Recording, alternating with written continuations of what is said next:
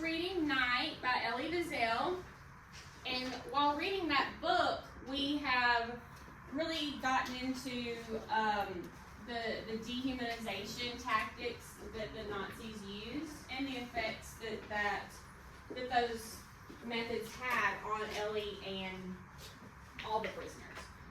Today, we are going to look at the propaganda used by Hitler and other Nazis to sort of sway everybody's opinions about Jewish people. Not just Jews, but also anyone that the Nazis felt were not good enough, that they just weren't quite human in their opinion.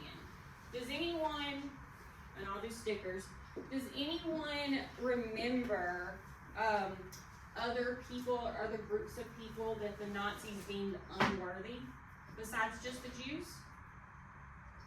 Yes, okay. Okay, homosexuals, yes. Jaden? Okay, sick. Anyone who was sick, because if they were sick, then it's kind of like, what's the point? What good are they? Was their thinking. London? It wasn't that they felt like twins were unworthy, but do you remember what doctor it was that was particularly interested in twins because of his experiments? Started with an M. Do you remember, guys? Dr. Mengele, yeah, very good. I'll give you a sticker for that. All right. What else, or who else? Bo? Are we on like to the person? Sure, I guess. Because every time I short, he wasn't short. Actually, the tallest elbow. Oh, okay. But remember, we're just focusing on Nazi Germany. But you're right. We was short. Morgan?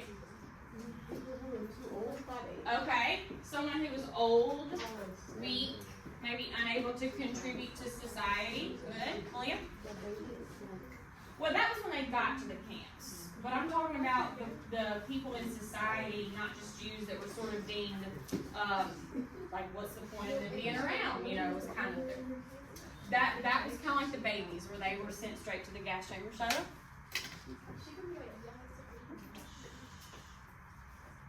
Ah, yes, gypsies. Good, gypsies. Uh-huh. Well, we kind of talked about that, but we're talking about more like groups of people, like certain, people with disabilities. Remember we talked about people with disabilities? People who were not white, who were not of German ancestry, origin. Yeah. We talked about pregnant women already, but that's more when they got to the camps. All right, let's go ahead and look at the bell work assignment to get you started. First of all, I do want to point out the objectives today. There are some objectives listed on your paper, but I've also got them up here, so let me just briefly go over that. We're going to be analyzing the purpose of information presented in media and in diverse media. So not just in pictures, not just in the newspaper, but several different types. We're also going to be evaluating the advantages and disadvantages of using a variety of media.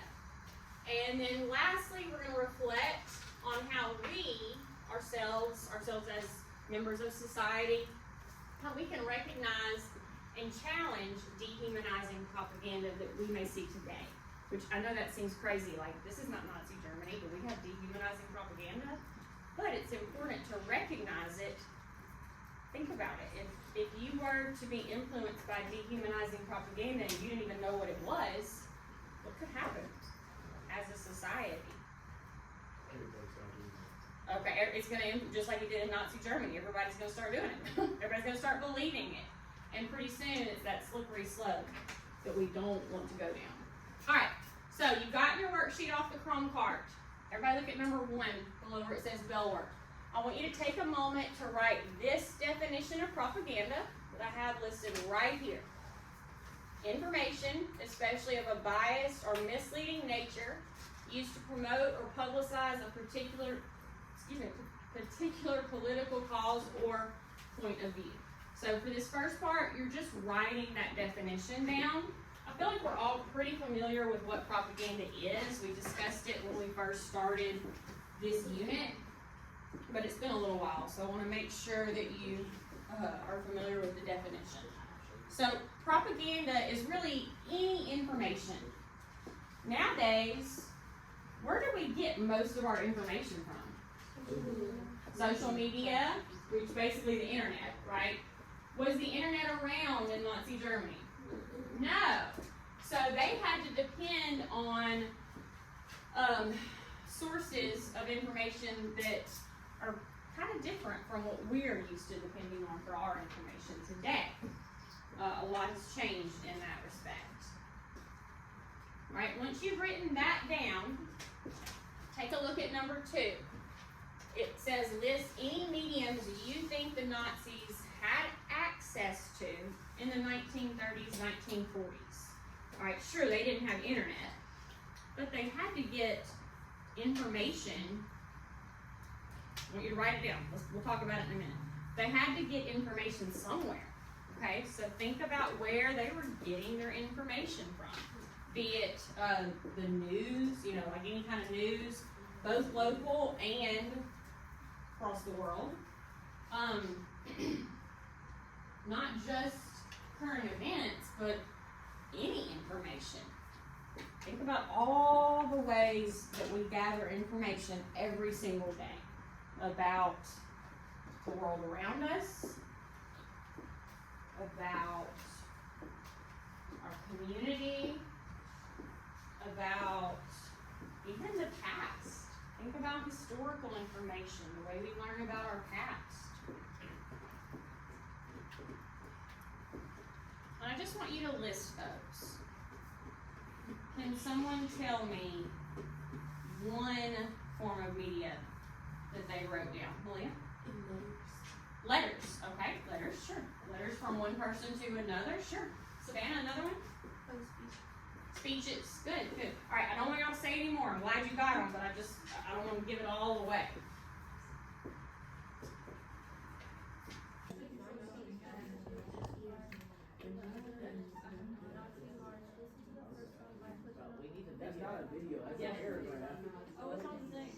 Some of them are videos, some are things you have to read. Depends on which station.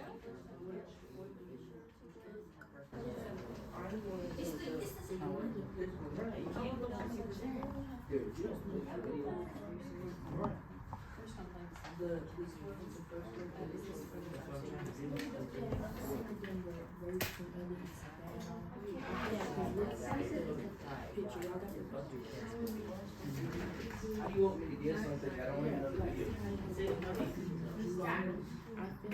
I got it. Oh no, okay.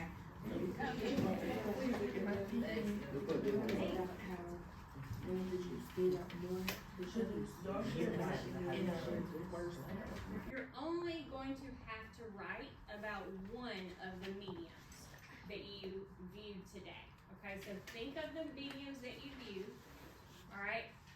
And I want you to pick in your mind. Now, your opinion might be different from a group member, so don't feel like this is something that each group member needs to agree on, okay? You might have different opinions, and that's perfectly fine. So this is to be done more on your own than the previous part of the assignment. So think about the medium that you felt like was most powerful, that would have maybe been the most influential, the one that worked the best. Now, we know that they all worked. Obviously, if you look at history in Germany in the 1930s and early 1940s, but I want you to pick the one you feel like was the most powerful, the most effective in your mind, your opinion, and answer the questions based on that medium, whether it was the music, the children's books, the films, the commercials, the artwork. Think about all of those. Pick one, and then you will respond to each one of these questions. Short answer is fine.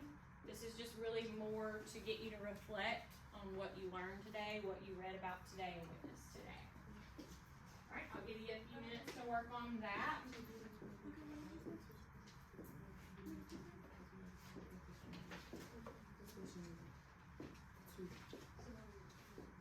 Any questions when you don't understand what they're asking you?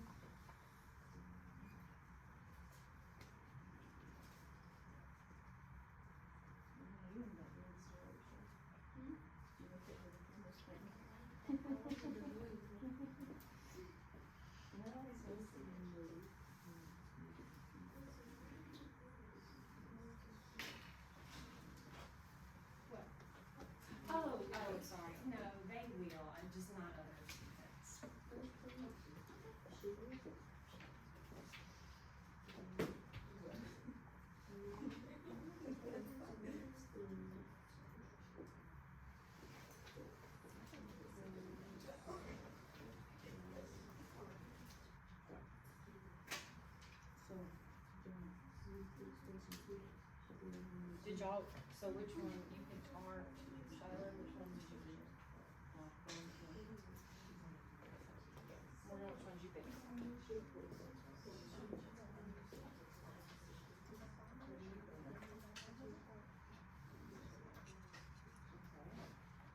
Which one did you pick then?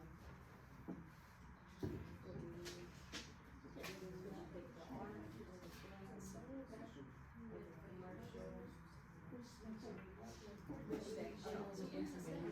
And then answer this question based on that, whichever section.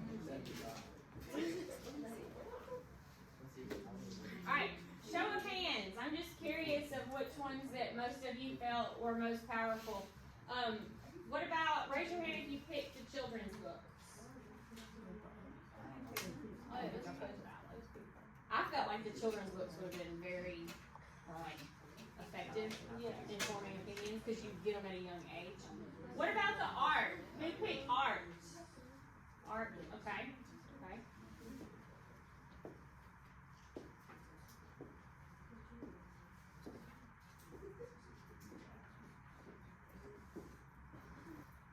Alright, at this time we're getting pretty close to the bell. So finish up before you leave.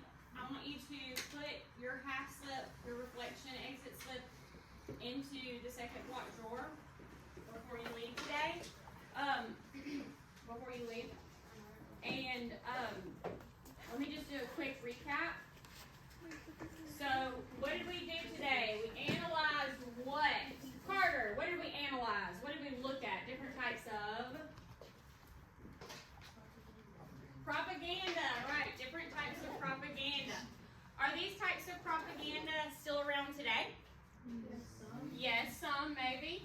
But do you feel like there's as much of an emphasis on these types of propaganda that the Nazis used in today's time?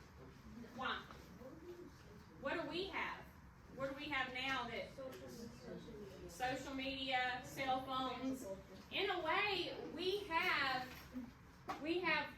much better access to information. News travels much faster now, which is great. But I want you to think about it. What might be the downside of so much information available right at our fingertips all the time? You think about what the negatives of that may be? Bo, what you think? Some kids might be like prone to it. Prone to what? Prone to like bad, Like it influences them too much because of the easy access to the info? like nowadays, like you can go like phones and then the other one you want to say something propaganda. Okay, so the quantity, essentially. Okay, sure. Connor, what do you think? What might be the downside of such easy access to information? People, to be honest, they probably won't think about stuff and all that. Like, I would like go home, you do something, figure something out instead of trying to do it yourself or all that. Like ChatGPT. So if you think of the brain as a muscle, we're not using it. Our generation not as smart as the other generation. Who agrees with Connor?